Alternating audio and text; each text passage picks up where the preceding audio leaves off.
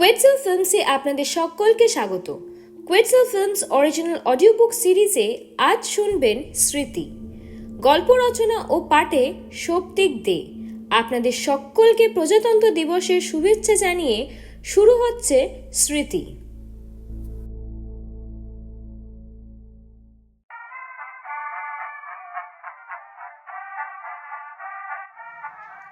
রিনি, খেতে এসো, খাবার ঠান্ডা হয়ে যাবে। যাচ্ছি ঠাম্মি। এই হলো রিনি, ক্লাস 5-এ পড়া একটি বাচ্চা মেয়ে। তার পরিবারে তার মা, বাবা আর ঠাকুমা আছে। তার বাবা ইন্ডিয়ান আর্মিতে কর্মরত, তার মাও একটি বড় কোম্পানিতে চাকরি করে। সারাদিন সে তার ঠাকুমার কাছেই থাকে। রিনিকে স্কুলে দিতে যাওয়া থেকে আনতে যাওয়া, ওর পড়াশুনো দেখাশুনো সব কিছুই তার ঠাকুমা সুন্দরী দেবী করেন। এছাড়াও রিনির একটা রোজকার স্বভাব হলো দুবেলা খেতে বসার সময় ঠাকুমার কাছ থেকে গল্প শোনা। গল্প না শুনলে রিনি কিছুতেই খেতে চায় না। আজ প্রজাতন্ত্র দিবস, তাই সে টিভিতে প্যারেড দেখছিল। তার ঠাকুমা তাকে খাবার টেবিলে ডাকায় সে টিভি বন্ধ করে খাবার টেবিলে এসে বসলো। রিনি, বলো আজকে কিসের গল্প শুনবে? কালকে তো ভূতের গল্প বললাম, চলো আজকে তোমাকে একটা রাজার গল্প বলি। তুমি তো রোজই রাজা রানী ফেরি টেলসের গল্প বলো। আজকে অন্যরকম একটা গল্প বলো না ঠাম্মি। যেখানে ভিলেন আছে, হিরো আছে, হিরোইন আছে, এমন একটা গল্প বলো না ঠাম্মি। রান্নাঘর থেকে রিনির মা বলল, রিনি, তোমার না সামনে এক্সাম? গল্প না শুনে ঠাম্মির কাছে তো বাংলাটা একটু পড়তে পারো। মা, গল্পটা শুনে নিয়ে দুপুরে পড়তে বসি প্লিজ। তুমি তো জানোই গল্প না শুনলে আমি ঠিক মতো খেতে পারি না।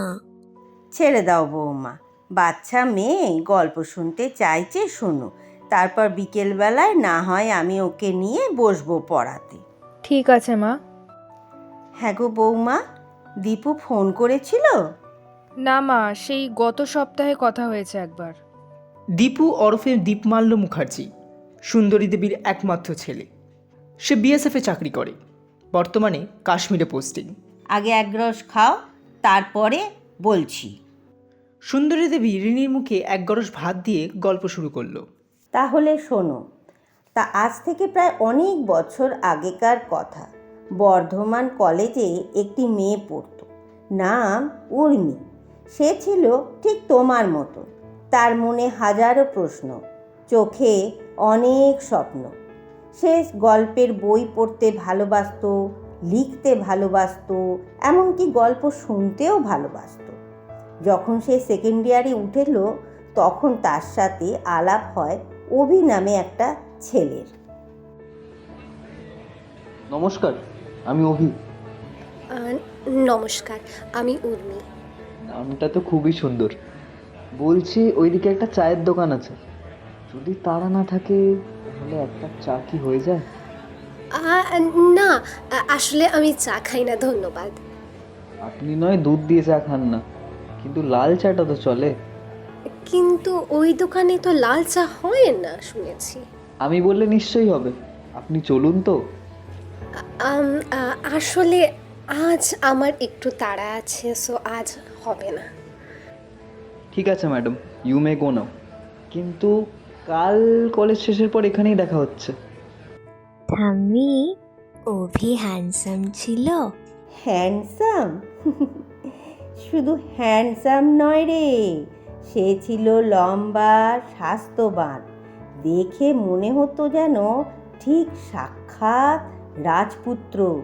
ধীরে ধীরে তাদের মধ্যে বন্ধুত্ব হতে থাকে। ছুটির পরে তারা প্রত্যেক দিন ওই চায়ের দোকানটায় যেত, সেখানে বসে অনেক গল্প করত। তা কলেজের পর তুমি কি নিয়ে এগোবে? আর্মির পরীক্ষাটা না ভাবছি দেব। আর্মির পরীক্ষা? আচ্ছা। হ্যাঁ, আসলে আমার বাবা ইন্ডিয়ান আর্মিতে ছিলেন। ছোট থেকেই আমি আমার বাবার থেকে ইন্সপায়ার হয়েছি। ইন্দো চায়না যুদ্ধে বাবা শহীদ হন, তখন আমি খুবই ছোট। ক্লাস 9-এ পড়ি। সেদিন থেকেই মনে মনে ইচ্ছা জন্মায় যে দেশের হয়ে আমিও সার্ভ করব। তবে থেকেই নিজেকে একটু একটু করে তৈরি করছিলাম। কিন্তু অভি, আর্মি হতে গেলে তো শুনেছি অনেক কঠিন কঠিন ধাপ পেরোতে হয়। হয়তো, কিন্তু তুমি চিন্তা করো না, আমি সব ধাপ পেরিয়ে যাব। আমার নিজের প্রতি আস্থা আছে। আচ্ছা ঠাম্মি, ওরা কি বেস্ট ফ্রেন্ড ছিল? হ্যাঁ, ছিল তো। দুজন দুজনের সব থেকে কাছের বন্ধু ছিল। তারপর কি হলো? তারপর দেখতে দেখতে কলেজ শেষ হতে লাগলো। উর্মির বাড়ি থেকে বিয়ের জন্য চাপ দিতে লাগলো। বাবা মা বিয়ের জন্য চাপ দিচ্ছে অভি। তুমি কি বললে? আমি কোনোভাবে আটকে রেখেছি। অভি, তুমি একটা চাকরি খোঁজো না প্লিজ, প্লিজ। চাকরিটা করলে বিয়েটা হয়তো হবে, আর্মিটা আর হওয়া হবে না। আবার আর্মি হতে গেলে আবার বিয়েটা হবে না। জটিল ব্যাপার। কেন বুঝছো না? আমি কোনো অফিসে চাকরি করতে চাই না। আমার লক্ষ্যটা এসবের থেকে অনেক ঊর্ধ্বে। আমি বুঝছি, কিন্তু অভি, তোমার লক্ষ্যের জন্য আমার বাড়ির লোক তো বসে থাকবে না। বাবা অনেক দিন আগের থেকে ছেলে দেখা শুরু করে দিয়েছে। আমি কি করে বোঝাই তোমায়? উর্মি, আমার লক্ষ্যটা আমি কোনো কিছুর জন্যই স্যাক্রিফাইস করতে পারবো না। আমার পরের মাসে পরীক্ষা আছে। আমি সফল হলে আমাকে ওরা দিল্লিতে পাঠাবে ট্রেনিংয়ের জন্য। তুমি কি আমার জন্য অপেক্ষা করবে? তুমি ভালো করে পরীক্ষাটা দিয়ে এসো অভি। তুমি জানো যে আমি তোমার জন্য অপেক্ষা করব। অভি কি এক্সামে পাশ করেছিল ঠাম্মি? হ্যাঁ, করেছিল তো। অভি একদিন হঠাৎ উর্মিকে ডেকে পাঠায়। উর্মি, আমি পাশ করে গেছি। পরের সপ্তাহে দিল্লিতে ট্রেনিং। আর যদি সব কিছু ভালো থাকে তাহলে পোস্টিং পেয়ে যাব, সেটা আবার বিএসএফে। বাহ, এর থেকে ভালো খবর আর হয় না। কিন্তু অভি, কতদিনের ট্রেনিং? 1.5 বছর। 1.5 বছর? অভি, তোমায় একটা কথা বলার ছিল। কি? বাবা বাবা বলেছে যে বেশি দিন আর অপেক্ষা করবে না। খুব বড় জোর আর 1 বছর, তারপর আমার বিয়ে ঠিক করে দেবে। আর আমি যদি 1 বছরের মধ্যে ফিরে আসি? তুমি যদি নিজেকে প্রমাণ করতে পারো হয়তো মেনে যাবে সবাই। কিন্তু অভি, তুমি তুমি সত্যি আমাকে ভুলে যাবে না তো? হ্যাঁ রে পাগলি, তোকে ভুলে যাই আর তুই আমার ঘাটটা এসে মটকা, ওটাই তো বাকি। তবে রে বেটা, দাঁড়া, তোর হচ্ছে এক্ষুনি। আস্তে আস্তে। আরে যুদ্ধে শহীদ হওয়ার আগে তো বর্ধমানেই শহীদ হয়ে যাবো দেখছি। অভি, কি সব বলছো তুমি এগুলো? আচ্ছা বাবা, বলবো না। কয়েক সপ্তাহের মধ্যে অভি দিল্লিতে ট্রেনিং নিতে চলে গেল। উর্মি এখানে বসে থাকতো তার অপেক্ষায়। অভি নিয়ম মতো উর্মিকে চিঠি লিখত। চিঠিতেই তাদের কথাবার্তা চলতো। দেখতে দেখতে অভি 1 বছর পর ফিরে এলো এক সুসংবাদ নিয়ে। তাকে অরুণাচল প্রদেশে বুমলা পাসে বিএসএফের জওয়ান হিসেবে নিযুক্ত করা হয়েছে। তাহলে ওদের বিয়ে হলো না? না, তখন হলো না। কিন্তু উর্মি বাড়িতে এক প্রকার লড়াই করেই অপেক্ষা করতে লাগলো অভি কবে তার কাছে আসবে। একদিন অভি সেই পুরনো চায়ের দোকানটায় গেল। আরে, ও বিভা বুঝছে, তা এত বছর পর মনে পড়লো এই চা কাকুকে? তোমাকে একটা খবর দিতে এলাম গো। আমি বিএসএফে চাকরি পেয়ে গেছি। হ্যাঁ, শুনেছি। জানো বি, আজ পুরো বর্ধমান তোমার উপর গর্ববোধ করে। আমি জানি ঈশ্বর তোমার সাথে আছে। তুমি দেশকে রক্ষা করতে সক্ষম হবে। তা এই সুবাদে 1 কাপ যদি চা পাওয়া যেত? এ 3 চামচ চিনি দিয়ে? তোমার মনে আছে? তা থাকবে না আবার। কিন্তু আজ আর তোমাকে চিনি খাওয়া নিয়ে জ্ঞান দেব না, বকবও না। এই নাও চা। তা কবে রওনা হবে? এই তো কালই। কবে ফিরবে? ফিরবো তো নিশ্চয়ই, নয় পতাকা হাতে নিয়ে, নয় জড়িয়ে। আসি গো, ভালো থেকো, আবার দেখা হবে। পরের দিন অভি চলে গেল। উর্মি সময় গুনতে থাকলো আবার অভি কবে ফিরে আসবে। তারপর চিঠি লেখালেখিও কমে গেল।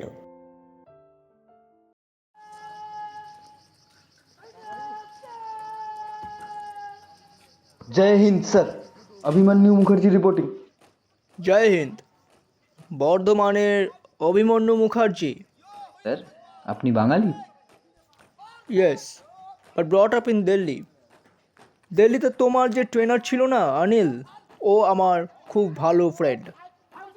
ওর কাছ থেকে তোমার ব্যাপারে অনেক কথা শুনেছি। He used to praise you a lot. I heard that you are very intelligent man. Go on my lad. Thank you sir. जय हिंद सर। जय हिंद। क्या बात है फिर? सर, तावांग एरिया में शत्रुओं ने आक्रमण किया। They are also trying to capture the Tawang region. Oh my God, लेकिन इतना शॉर्ट टाइम पीरियड में कैसे? Sir, if you don't mind, I want to say something. हाँ बोलो अभी। I think we should also give an army check post over there. लेकिन अभी we are not that much prepared. How can we? Sir, sometimes preparation ছাড়াই মাঠে নামতে হয়। আপনি সমস্ত জওয়ানদের উদ্দেশ্যে একটা মিটিং রাখুন। लेकिन अभी तुम अभी अभी आए हो, इतना जल्दी लीड नहीं ले पाओगे। भारत माता के लिए कुछ भी। आर यू श्योर अभी? As sure as I am going to have a cup of coffee with you after destroying them completely, sir.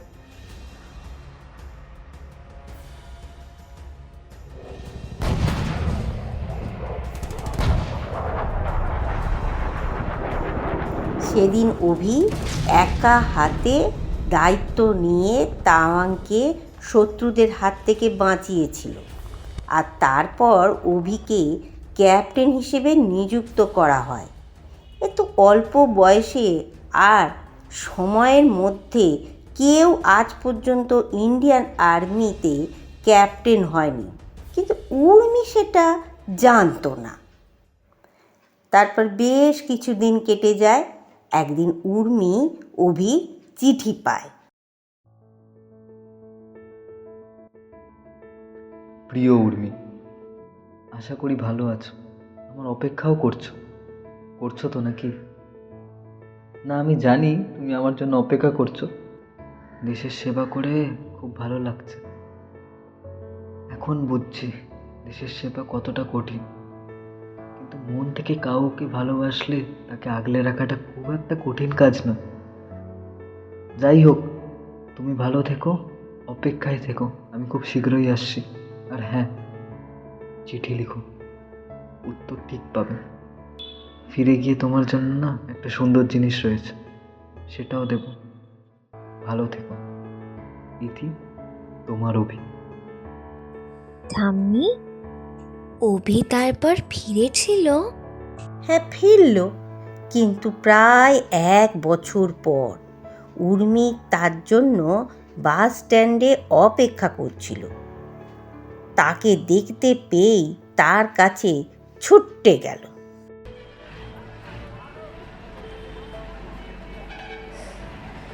অভি, তুমি কত বদলে গেছো। বদলাবো তো বটেই, কারণ এখন তো আমি শুধু আর অভি নেই, এখন আমি ক্যাপ্টেন অভিমন্যু মুখার্জি। আরে তুমি তুমি ক্যাপ্টেন? এটা এটা আমাকে চিঠিতে তুমি কেন বলনি? বলেছিলাম না একটা উপহার আছে, আর এটাই ধরে নাও সেই উপহারটা। অভি, আমার বিশ্বাস হচ্ছে না। সত্যি অভি, তোমার জন্য আমার খুব গর্ব হচ্ছে। আমি জানতাম তুমি একদিন সব থেকে উঁচুতে থাকবে। আমাদের গর্বে বুক ফুলে যাচ্ছে অভি। তার কিছুদিনের মধ্যেই অভি আর উর্মির বিয়ে হলো। খুব সাধারণভাবে হলো।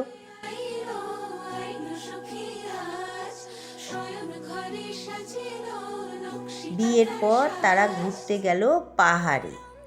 উর্মি কোনো দিন পাহাড় দেখেনি, অভির দৌলতেই তার পাহাড় দেখা হলো।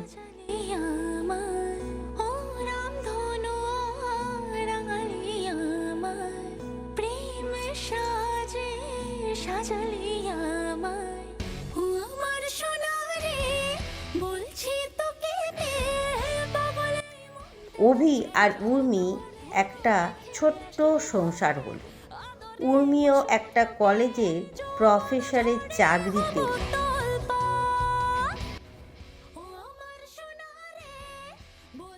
দুজনের বেশ ভালোভাবেই দিন কাটছিল।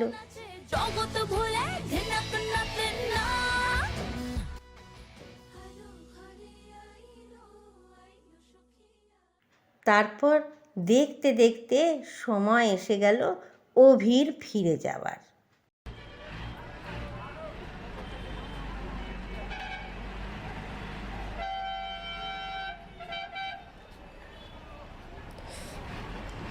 আবার কবে আসবে?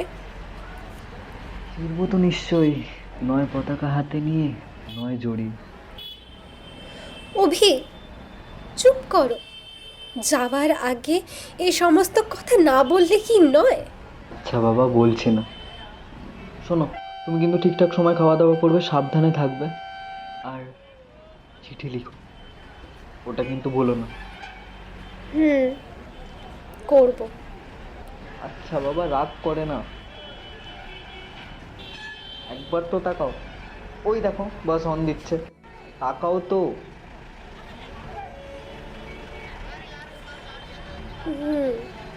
সাবধানে যেও কিন্তু, আর পৌঁছে স্যাটেলাইট ফোন থেকে কিন্তু একটা ফোন করে দিও পারলে।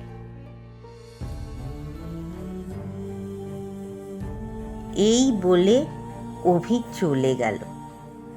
কিন্তু কে জানতো তার নিয়তিতে কি লেখা আছে। নিয়তি কি ঠাম্মি? নিয়তি মানেই ডেস্টিনি।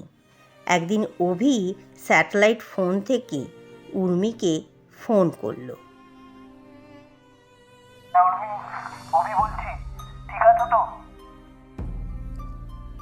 হ্যাঁ হ্যাঁ, আমি ঠিক আছি।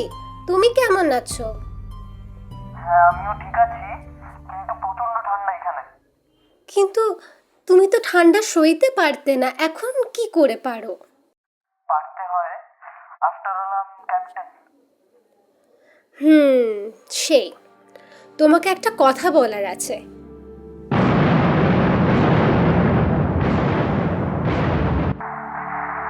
হ্যালো হ্যালো, অভি শুনতে পাচ্ছ? Hello hello. Commandos, hurry up, fire! তারপর আচমকা ফোনটা কেটে যায়। পরে জানা যায় শত্রুরা ভারতের ওপর আক্রমণ করেছে। Last night, 2 of our brave soldiers have been murdered due to the sudden attack of our enemy. Captain Abhimanyu, do you want to say something? Sir, I think we should directly go for a surgical strike. What? But how can it be possible without the permission of the Prime Minister and the Home Minister? We don't have much time to take the permission. Write a letter to them starting my name. Jawans, get ready. অভি সকল আর্মিদের নিয়ে planning করা শুরু করলো। দুদিনের মধ্যে তারা প্রস্তুত হয়ে রওনা দিল শত্রুদের ঘাঁটির উদ্দেশ্যে। তারা পাহাড়, পর্বত, জঙ্গল পেরিয়ে ঢুকলো শত্রুদের দেশে। শত্রুদের কয়েকটা ঘাঁটি ধ্বংস করে তারা এগোতে লাগলো। কর্নেল ভারতে বসে সমস্ত কিছু লক্ষ্য করছিল। 8 किलोमीटर पर हमें एक बेस दिखाई दे रहा है, वही हमारा मेन टारगेट है। लेकिन हम सीधा रास्ता से नहीं जाएंगे, पीछे जो जंगल का रास्ता है हम उसी से जाएंगे, खतरा कम होगा। सब लोग follow me and just keep your eyes open. পথে অনেক বাধা বিপত্তি আসতে লাগল, কিন্তু তারা সফলভাবে শত্রুদের আর্মি বেসের কাছে পৌঁছল। हम लोग अभी अटैक नहीं करेंगे, सब लोग छुपे रहो। তো তারা বেশিক্ষণ লুকিয়ে থাকতে পারল না, ধরা পড়ে গেল। Soldiers, fire!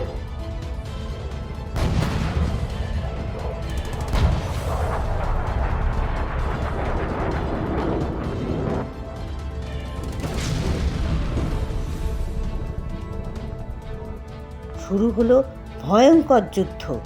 যুদ্ধে নিহত হলো দুপক্ষের অনেক আর্মিরাই, আর তারই মধ্যেই Veer, pass on the grenade.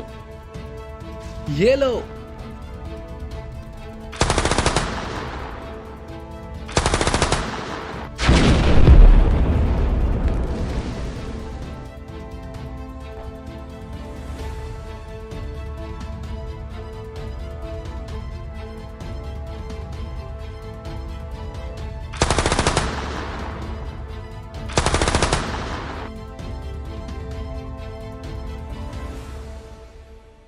কি হলো ঠাম্মি, চুপ করে গেলে কেন? অভি, কি হলো ঠাম্মি?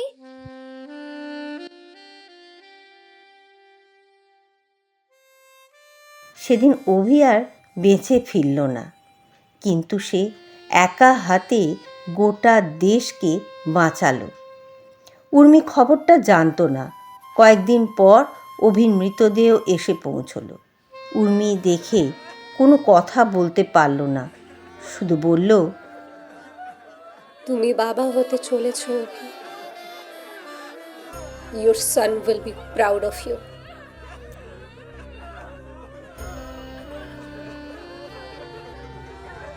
Not only his son, even the whole country is proud of him.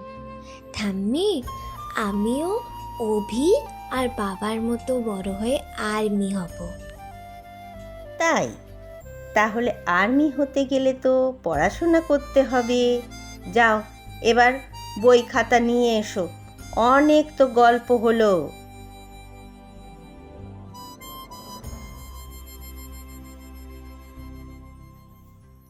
গল্প শুনে রিনি তার ঘরে বই খাতা আনতে গেল। সুন্দরী দেবী তার ঘরে গিয়ে দরজা বন্ধ করে দেওয়ালে টাঙানো তার স্বামীর ছবির কাছে গিয়ে বললেন, আজ তোমার নাত নিয়েও তোমার জন্যে গর্ববোধ করছে অভি।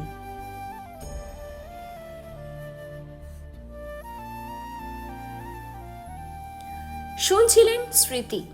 গল্প রচনায় সৌপ্তিক দে, গল্প পাঠ ও কর্নেলের ভূমিকায় সৌপ্তিক দে, অভির ভূমিকায় স্বাগত বাসু, উর্মির ভূমিকায় শ্রেয়া কর্মকার, সুন্দরী দেবীর ভূমিকায় শ্রীমতী মৌসুমী দে, রিনির ভূমিকায় স্নেহা পল, রিনির মায়ের ভূমিকায় মধুবন্তী ব্যানার্জি, চাওয়ালের ভূমিকায় রোহিত দত্ত, বীরের ভূমিকায় কল্যাণ বৈদ্য, সাউন্ড ডিজাইন ও এডিট ও পর্ব পরিচালনায় সৌপ্তিক দে, পোস্টার ডিজাইনে সৈমি ব্যানার্জি।